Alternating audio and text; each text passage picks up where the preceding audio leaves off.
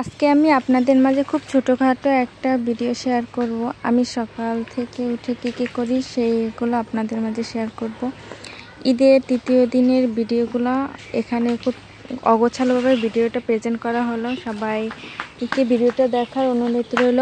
Hello everyone, আসসালামু আলাইকুম। কেমন আছেন সবাই? আশা করি সবাই অনেক ভালো আছেন। আমি আল্লাহর রহমতে ভালো আছি। এই ভিডিওগুলো ঈদের তৃতীয় দিন করা। সকালবেলা ঘুম থেকে উঠে দেখতে পাই বাসায় এখানে রুটি পিঠা বানানো হচ্ছে।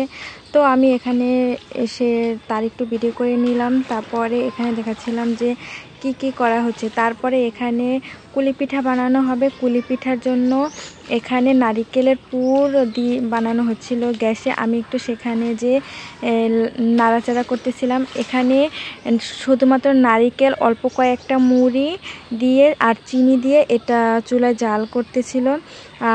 অনেকেই এখানে কিন্তু চাল ভাজার ছাতু দেয়, কিন্তু আমাদের কাছে চাল ভাজার ছাতুর চিনতে মুড়ি দিলেই ভালো লাগে। তারপরে এই যে সবাই আস্তে আস্তে করে এই যে কুলি পিঠা বানাচ্ছিল। এই যে দেখুন পুরটা কিন্তু একদম লাল লাল করে ভেজেছে। তারপরে এই যে এখানে সবাই কিন্তু এক এক করে পিঠা বানাচ্ছে, আর আমি বসে বসে ভিডিও করতেছিলাম এবং দেখতেছিলাম কীরকম কি করতেছে।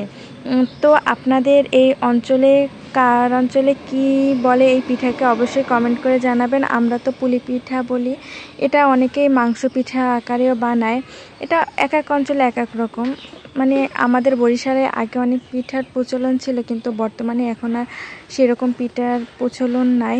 তারপরে এখানে আমি পেঁয়াজ কেটে নিয়েছি। পেঁয়াজ কেটে একটা ছোট্ট একটা আমি বাটিতে করে এখানে নিয়েছি, সেটার একটু ভিডিও করে নিলাম।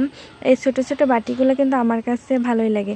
তারপরে এই যে সেমাই পিঠা দেখতেছেন, এটা কিন্তু আমাদের হচ্ছে যে ঈদের চতুর্থ দিনের ভিডিও।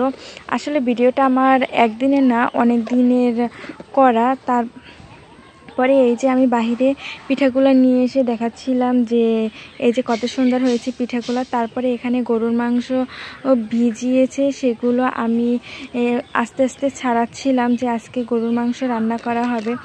ঈদ মানেই কিন্তু গরুর মাংস। ঈদের 7 দিন বাসায় গরুর মাংস থাকবে, এটাই স্বাভাবিক। সকাল বিকাল দুপুর 3 বেলা যে যত গরুর মাংস খেতে পারো খাও।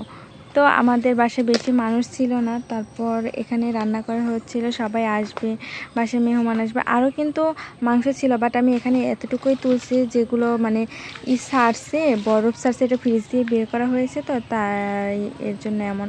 তারপরে এখানে কিন্তু একটা গাছ থেকে কাঁঠাল পেড়ে আনা হয়েছে। এটা কিন্তু আমাদের গাছের কাঁঠাল।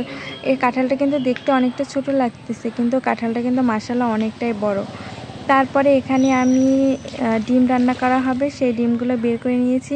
তো আজকের ভিডিওটা আমার কেমন হয়েছে অবশ্যই কমেন্ট করে জানাবেন।